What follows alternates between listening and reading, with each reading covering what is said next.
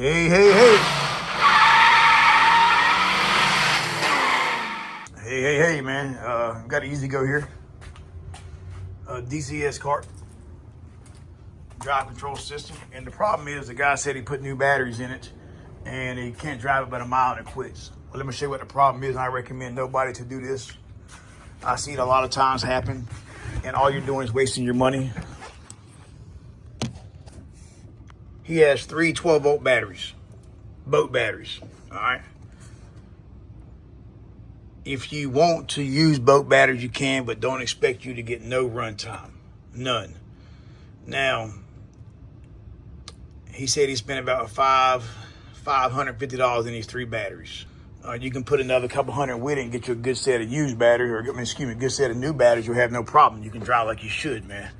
So I just felt like I need to show everybody this, man. Do not go with boat batteries, because one reason is if your charger has the algorithm, which is the software in it that is made for 6-volt batteries or lead acid batteries, you have to put back what was in it.